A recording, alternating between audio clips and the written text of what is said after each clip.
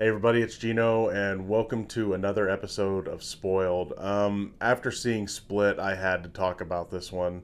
I'm going to cover the movie for a little bit, but what I really want to talk about is the very end. I kind of like this movie. I'm not going to call it a great movie, but because of James McAvoy, it really worked because he's just that good.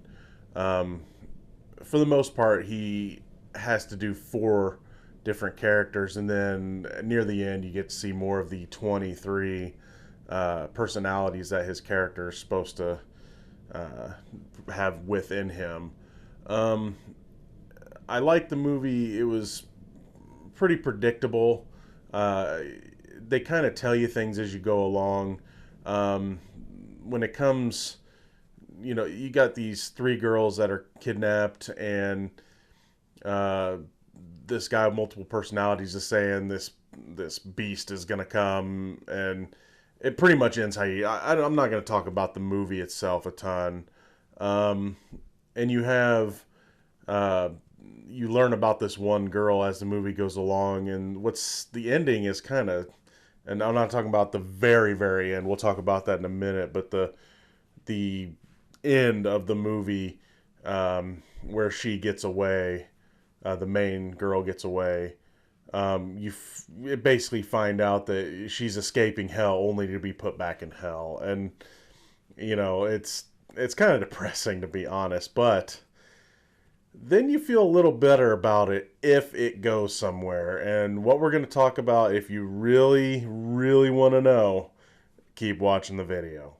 There's a scene after the credits start to roll, and it shows this diner, and I had this feeling it might be what I thought it was going to be, but I was surprised this still happened.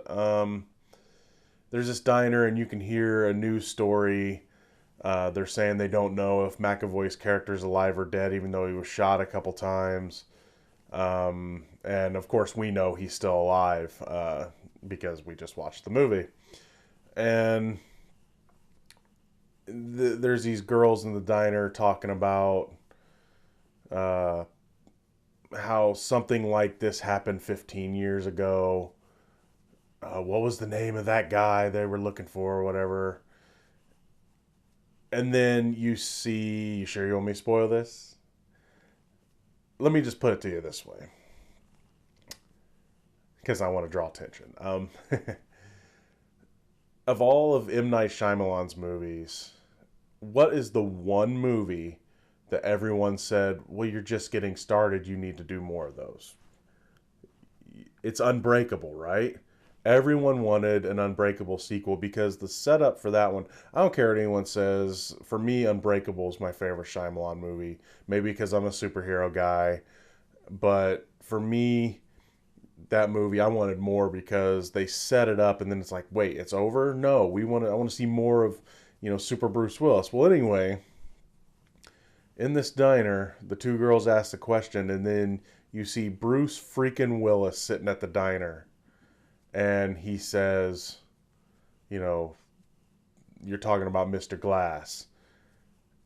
And I'm just sitting there and I don't know what to think.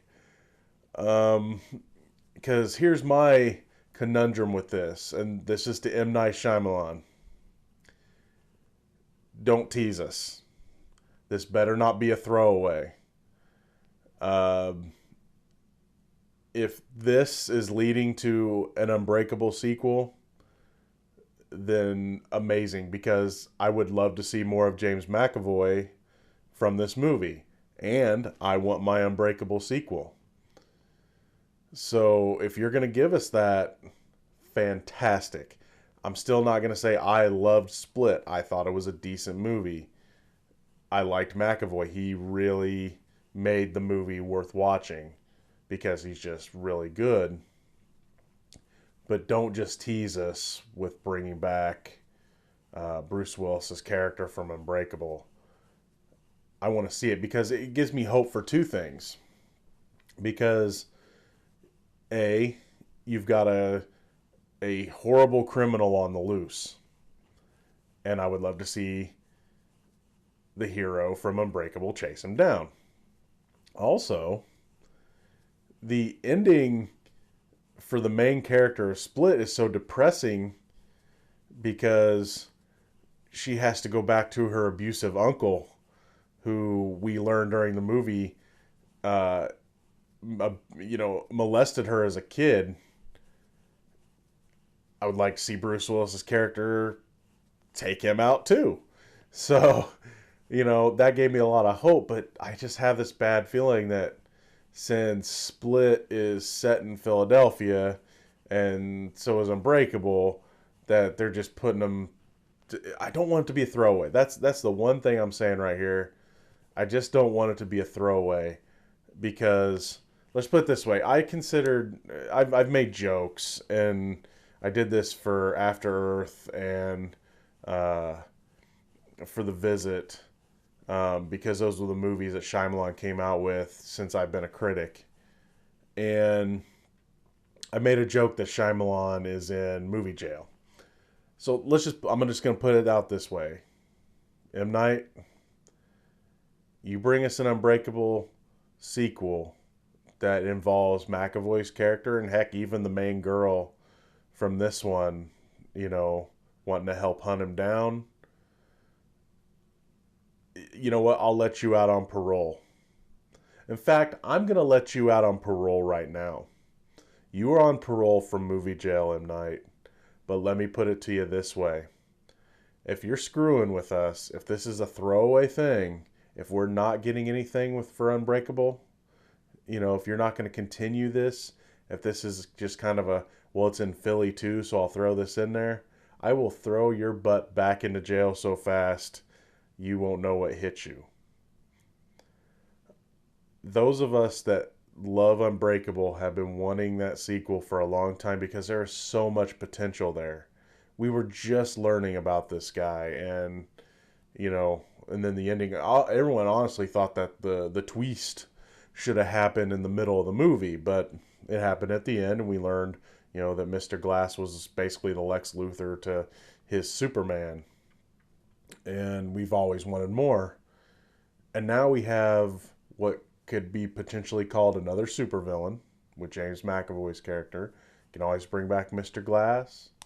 You got Bruce Willis to do this, so why not do an Unbreakable? And like I said, then bring on this new girl. Who knows? Maybe there's something with her too.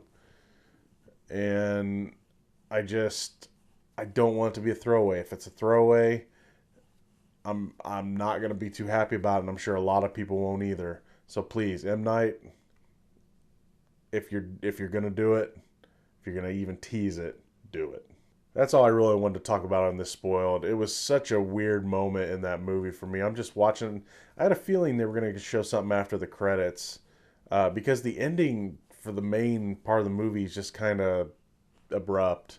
And then what they do, I mean, it's still kind of abrupt, but it's really cool abrupt if they're going to do something with it.